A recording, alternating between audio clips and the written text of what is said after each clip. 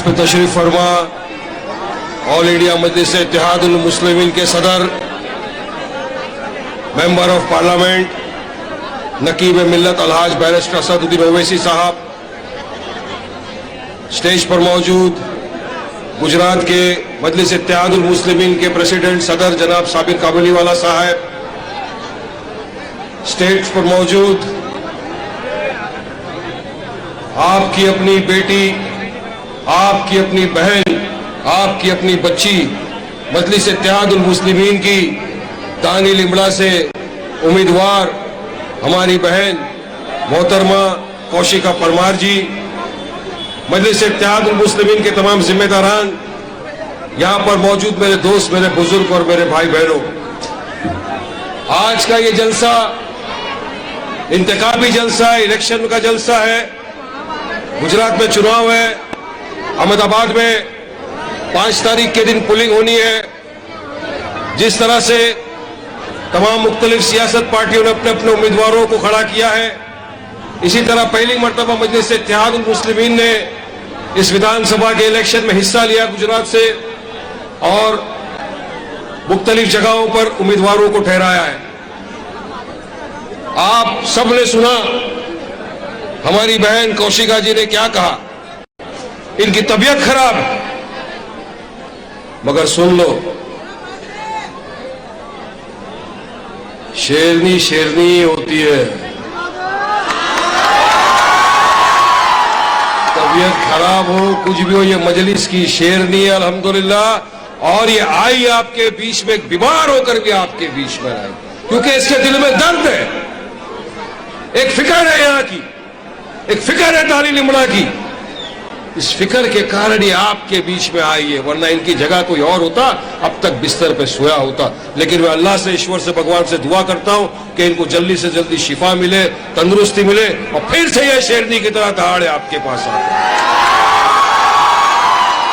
चुनाव है तो यहां पर काफी लोग आ गए हैं आपके बीच में। हमारी टक्कर तो सबसे ही है, एक तरफ बीजेपी है, एक तरफ कांग्रेस और आम आदमी पार्टी, जिसको मेरे सदर ने नाम दिया छोटा रिचार्ज, वो भी घूम रहा है यहां पर। इसका तो बात ही अलग है। मैं आपको बताता हूं, ये लोग आए गुजरात में, ये कर देंगे, वो कर देंगे, सारी चीजों की रेवड़ी बांटने शुरू कर दिया। पूरे गुजरात स्टेट का जो बजट है ना, 2,50,000 करोड़ रुपया है पूरे गुजरात का। इन्होंने आके अनाउंस किया है 3 लाख करोड़ रुपए का बजट की रेवड़ी बांट दी अभी से इन्होंने। मैं पूछना चाहूंगा भाई साहब, बाकी के 50,000 करोड़ रुपया कहां से लाएंगे आप? फिर ये घपला घोटाला मारेंगे? घपलेबाज तो है ये लोग बड़े। अरे ये कौन है बताऊं मैं आपको। एक शख्स है, उसका नाम नहीं लेना चाहता, जेल में है, उसने घपला कर दिया, अपनी भाषा में बोलो तो टोपा फिरा दिया, काफी लोगों का टोपा कर दिया उसने। बॉलीवुड की एक्ट्रेस थी, उसका भी टोपा कर दिया, सबको झांसा दे दिया, वो जेल में बैठा है। ये इतने टोपेबाज है, टोपे का टोपा कर दिया ये लोगों ने जाके, उसका भी घपला कर दिया ये लोग। तो ये कि हमारे पास आए, आज हमको रेवड़ियां बांट रहे, 50,000 करोड़ रुपया कहां से लाएंगे? कुछ नहीं है, सिर्फ झूठ, सिर्फ झूठ और झूठ, इसके सिवा कुछ नहीं है इनके पास देने को। जो सच की बात करने आता है वो इस तरह के बोल बचनबाजी नहीं करता, झूठ नहीं बोलता। हम बोलते हैं ना, हम तो विकास के लिए आए, हम हिस्सेदारी की लड़ाई लड़ने आए। हम भी चाहते हैं कि आपका अपना दानी लिमड़ा से जीत कर जाए विधानसभा में गुजरात की, आपकी आवाज बने, आपके जो मसले मसाइल हैं वो जाकर ऐवान असेंबली में रखे, वहां पर लड़े आपकी तरफ से। क्योंकि बरसों से ये देखा गया है कि जिसको आपने वोट देकर इक्तदार की कुर्सियों पर बिठाया, वो लोग गुम की और बहरे थे।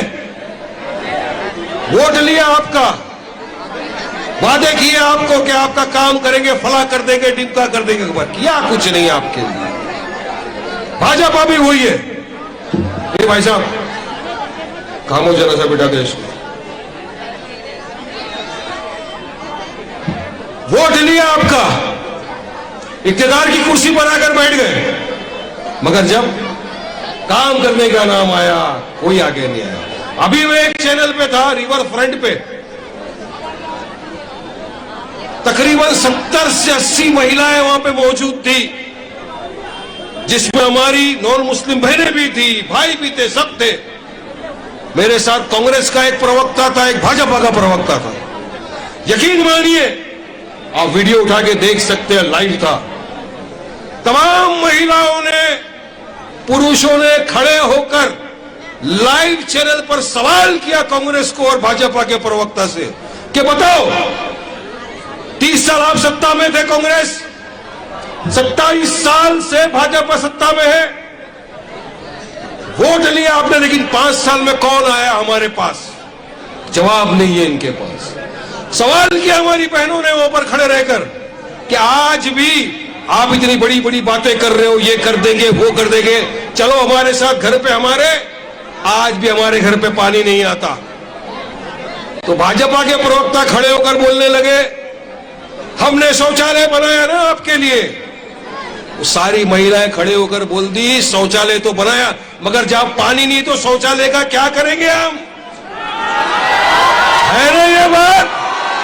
शौचालय बनाया है, शौचालय में पानी नहीं है, पूरा ओपन क्लियर कट केस कर दिया इन लोग का। ये मैं आपके सामने बताना चाहता हूं कि इनकी बातों में मत आओ। आज गुजरात की जनता जाग चुकी है, गुजरात की जनता को समझ में आ गया है कि कौन हमारा काम करने में यकीन रखता है, कौन हमारा काम नहीं करेगा। आज इतनी दूर से आपके बीच में आए, 2 टर्म के एमएलए हैं, 4 टर्म के एमपी है, ऊपर वाले का दिया हुआ सब कुछ है असद साहब के पास। अगर सिर्फ इतना काम किया है तेलंगाना में, अगर घर में बैठ के पर्चा भर देना तो सामने वाले की इलेक्शन में डिपॉजिट गटर हो जाती है, इतना काम किया है। कोई जरूरत नहीं, कोई मकबूलियत की कमी नहीं है उनके पास। देश के प्रधानमंत्री को जितनी इज्जत नहीं मिली उससे ज्यादा मेरे सदर को इज्जत है। अगर आपके पास 1000 किलोमीटर दूर आने का मकसद एक ही है कि आपको भी पॉलिटिकली एम्पावर करे, आप में से लीडरशिप तैयार करे, आपके अपने को नेता बनाए। हमको नेता वेता बनने का कोई शौक नहीं है।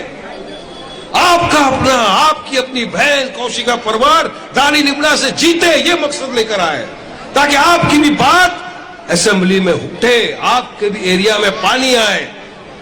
ऐसा नहीं वादा करते हम, इस बार वोट दो नल लगा देंगे, अगली बार वोट दो पानी आ जाएगा वो नल में। ये झूठे मूठे वादे नहीं करते। अगर काम करेंगे तो मजलिस इत्तेहादुल मुस्लिमीन वाले करेंगे। आपने 30 साल कांग्रेस को वोट दिया, 30 साल कांग्रेस सत्ता में रही, 27 साल से भाजपा को आपने वोट दिया, 27 साल से भाजपा सरकार सत्ता में। तो क्या हमको एक मौका नहीं दे सकते? यकीन मानिए, देंगे ना एक मौका, वोट करेंगे ना मजलिस इत्तेहादुल मुस्लिमीन को, जिताएंगे ना। ये जज्बा देखो, खाली वचनबाजी नहीं, हाँ हाँ नहीं, बटन दबा के दिखाना पड़ेगा। अदालत सबूत मांगती है ना, तो अपने को भी सबूत दो भाई, पतंग उड़ा के वोट डालो, देना पड़ेगा, वरना आने वाले बच्चों का मुस्तकबिल आपका इसी तरह चलते रहेगा। चल रहा है, शौचालय बने बिगर पानी का, चलेगा, पानी नहीं आ रहा है, गालियां बकते रहेंगे, उससे कुछ नहीं होता। अब हक और इंसाफ की लड़ाई, हक मांगो, और ये हक तुमको दिया है डॉक्टर बाबा साहेब अंबेडकर के संविधान में। वोट का राइट दिया है आपको, राइट टू वोट।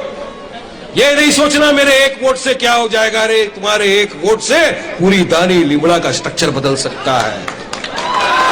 एक वोट की कीमत, एक वोट की कीमत समझनी पड़ेगी हमको। हम सोचते नहीं मेरा क्या फर्क पड़ता है, वो डाल देगा। नहीं मेरे भाइयों दोस्तों, सबको मिलकर मुत्तहिद होना पड़ेगा, एक होना पड़ेगा, इत्तेहाद पैदा करना पड़ेगा और जाकर वोट डालना पड़ेगा, तब जाकर मजलिस यहाँ से जीतेगी। जब आप वोट डालने जाओ, सोचो मेरे भाइयों बुजुर्गों, ताली तो 8 तारीख को जोरदार बजाएंगे पटाखों के साथ इंशाअल्लाह, फिक्र नहीं करेंगे। आज हम लोग को सोचना चाहिए कि अगर हमारे दलित भाई का मॉब लिंचिंग हो गया तो आवाज कौन उठाता है? असद ओवैसी। हमारी बेटी के हिजाब के मसले में बात आ गई, आवाज कौन उठाता है? असद ओवैसी। NRC पे बात आ गई, आवाज कौन उठाता हमारी तरफ से? असद ओवैसी। पार्लियामेंट में खड़े रहकर एक ही तो मर्दे मुजाहिद है जो पूरी तरह बिल फाड़ देता है काले कानून का। हमारे हर मसले पे, हमारे हर मुद्दों पे अगर कोई हमारे साथ कांधे से कांधा मिलाकर खड़ा है तो यार हम लोग भी इंसान है ना, दिल रखते हैं, दिल में अरमान, जिगर, सीना सब कुछ है। तो कभी तो एक बार सोचो कि जो इंसान जो हमारे लिए इतना कुछ कर रहा है, तो इंसानियत के नाते ही सही मेरा फर्ज तो बनता है ना कि एक बार जो मेरे लिए इतना करता है उसको तो मैं वोट दे दूं जाके। क्या हम इसको वोट देंगे जो सिर्फ हमारे को बोल वचन देके चला जाता है, 5 साल तक दिखता नहीं? उनको देंगे जो खामोश हो जाते हैं, गूंगे बहरे हो जाते हैं जब हमारे हक की लड़ाई करने की बात आती है? तो क्या वोट उनको देंगे? अरे नहीं, बहुत दे दिया वो। अब जो हमारे साथ है, जो हमारा हमदर्द है, जो हमारा अपना है, वोट उसको देंगे। और आपके साथ अगर कोई खड़ा हुआ है इस वक्त तो मजलिस इत्तेहादुल मुस्लिमीन है और उसका सदर जनाब बैरिस्टर असदुद्दीन ओवैसी। ये सोचना है वोट डालने के पहला, नहीं सुबह उठे डाल दिया, किसको भी क्या फर्क पड़ता है? नहीं, बहुत फर्क पड़ता है। ये फर्क देख देख के 27 साल से भाजपा जीतती आ रही है। कांग्रेस में ताकत नहीं है हराने की, ताकत ही नहीं है इनमें हराने की। किस तरह से ये लोग उसको हराएंगे? अभी आपने क्रिकेट मैच हुआ, सेमीफाइनल, इंडिया हारा, सबने बोला प्लेयर चेंज कर दो, कैप्टन चेंज कर दो, बदलाव लाओ, टीम अच्छी आएगी, नए खिलाड़ी आएंगे, तरक्की होगा, इंडिया जीतेगा। बिल्कुल बदलाव लाना चाहिए। जहां जहां नया प्लेयर आता है, जहां जहां नई टीम आती है, परफॉर्मेंस अच्छा होता है ना। इस मर्तबा आपके सामने एक ऐसा ही परफॉर्मर आया है, ऐसा ही खिलाड़ी आया है, ऐसी टीम आई है जिसका नाम है मजलिस इत्तेहादुल मुस्लिमीन। जिताओ, जहां जहां हमारे उम्मीदवार खड़े हैं उनको जिताओ, ऐवान असेंबली में भेजो, तुम्हारी आवाज बनेंगे, तुम्हारे हक के लिए लड़ाई लड़ेंगे इंशाअल्लाह। तो मुझे उम्मीद है, यकीन है कि दानी लिमड़ा की आवाम 5 तारीख के दिन पूरी तादाद में उतर के आएगी। पूरी तरह से 5 तारीख को पूरे अहमदाबाद में, पूरे गुजरात में, पूरे दानी लिमड़ा के अंदर एक ही चीज दिखना चाहिए, पतंग। दबाओ बटन जाकर, इतने जोरों से बटन दबाओ कि इनको समझ में आ जाए कि अब आवाम जाग चुकी है, अब नहीं चलेगा बोल बचन, क्योंकि आ गया है मजलिस। जिताओ मजलिस के उम्मीदवारों को। बहुत बहुत शुक्रिया, आप तमाम यहाँ आए, हमको बोलने का मौका दिया। मैं जानता हूं सब जिनको सुनना चाहते हैं उनको सुनो, मगर एक बात याद रखना, अभी नहीं तो कभी नहीं। और उनके लिए एक मैसेज है, क्यों पड़े हो चक्कर में, कोई नहीं है मजलिस की टक्कर में। शुक्रिया।